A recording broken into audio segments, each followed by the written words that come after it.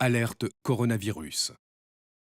Pour vous protéger et protéger les autres, restez chez vous. Tout déplacement est interdit, sauf muni d'une attestation dans les cas suivants.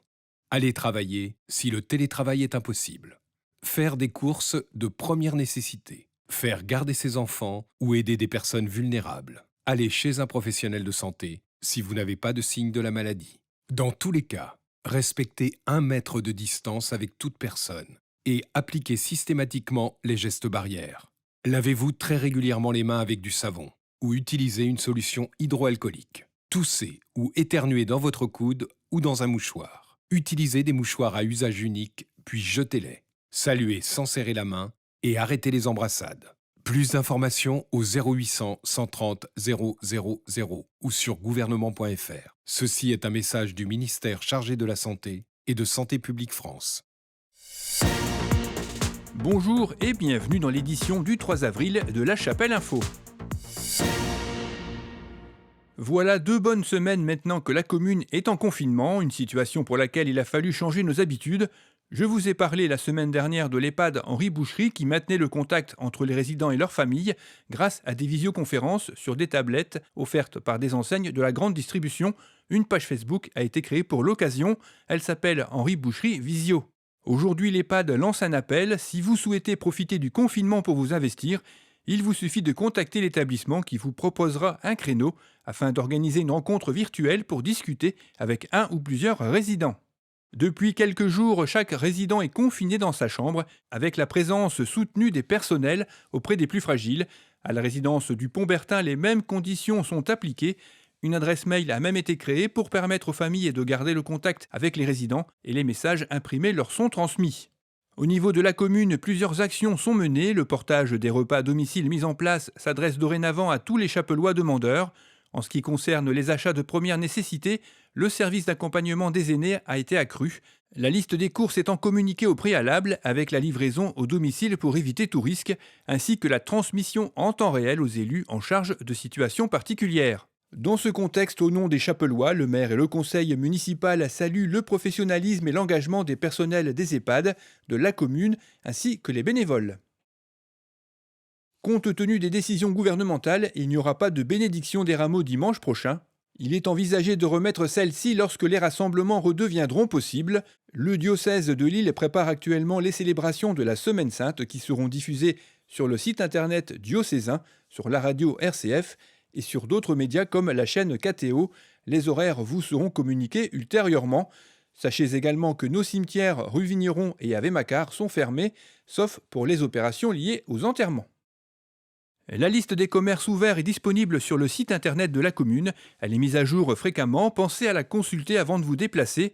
Et le marché, lui, fait son retour ce dimanche 5 avril, sous réserve de modifications gouvernementales, toujours au même endroit, mais avec des mesures particulières, comme la mise en place d'un marquage peinture au sol pour indiquer le sens de circulation, ainsi que la distance de sécurité d'1,50 m. Le conseiller municipal en charge du marché, André Fache, sera présent sur place pour s'assurer du respect de ces dispositions. 3 commerçants y participeront, fruits et légumes, un producteur local de fruits et légumes également, et une rôtisserie. La municipalité rappelle que ce marché est uniquement un lieu pour faire ses courses et en aucun cas un moment propice aux échanges amicaux. Si vous vous demandez quoi faire des déchets contaminés, voici les bonnes méthodes à adopter. Les mouchoirs à usage unique, lingettes pour le nettoyage des surfaces, les masques et les gants doivent être placés dans un sac poubelle qui leur est uniquement réservé. Il ne faut en aucun cas les mélanger à d'autres déchets. Choisissez un sac de faible contenance, 30 litres maximum, et lorsque le sac est plein, fermez-le soigneusement et placez-le dans un autre sac poubelle. Gardez ce double sac à votre domicile durant 24 heures. Le respect de ce délai permet de réduire fortement la viabilité du virus sur les matières poreuses. Déposez ensuite ce double sac avec vos ordures ménagères dans la poubelle du non recyclable. Attention, abandonner ces sacs dans la nature, jeter un mouchoir par la fenêtre de sa voiture, dans le caniveau ou dans un bac à fleurs est totalement irresponsable et dangereux pour les autres, sans compter l'amende plutôt salée si vous vous faites prendre. Le ramassage des poubelles par la société Estera continue. Pour le non recyclable, le passage est prévu chaque lundi et pour le non recyclable, le prochain passage est programmé le mercredi 22 avril. Le quotidien des enfants et des adolescents est lui aussi touché par les conditions sanitaires que nous connaissons, avec la fermeture des écoles et collèges.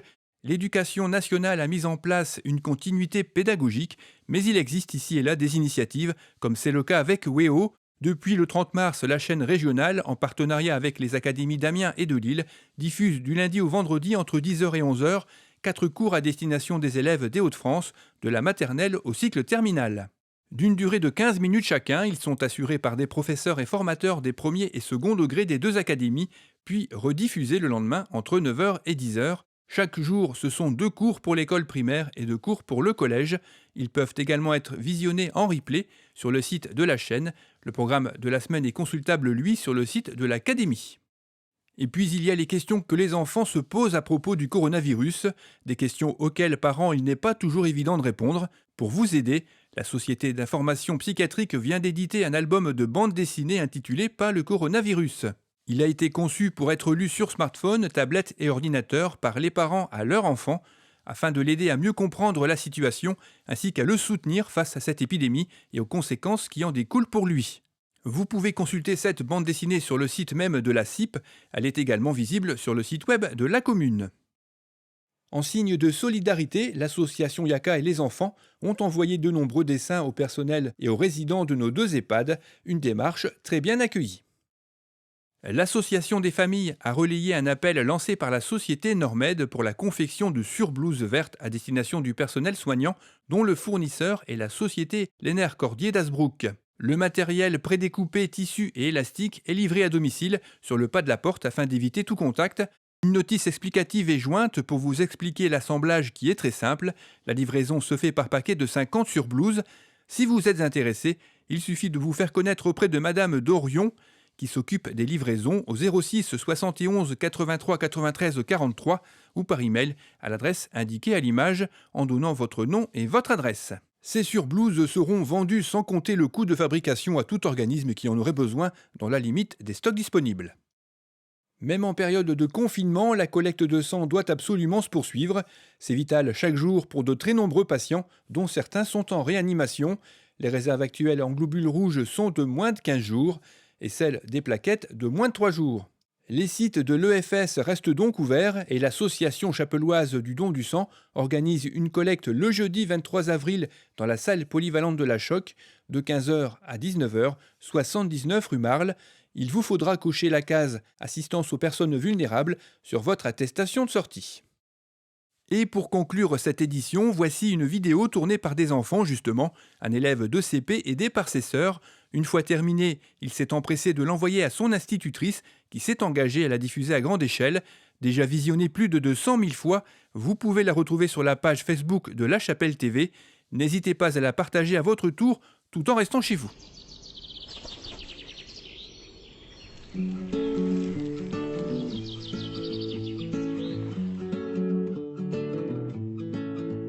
On ne se connaît pas mais je voulais vous dire merci. Si vous saviez combien vous avez changé ma vie. Sans vraiment le savoir vous avez fait de la magie.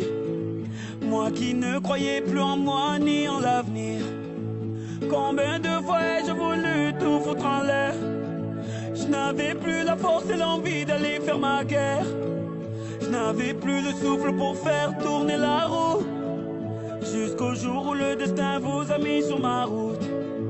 Oui, c'est vous qui m'avez réanimé. Grâce à vous, ma flamme s'est allumée. On a tous un jour eu ce moment de magie. Croiser ce héros malgré lui qui veut sauver une vie. Un mot, un sourire, une histoire. Et l'espoir fleurit à tous ces héros. Malgré eux, je voulais leur dire merci.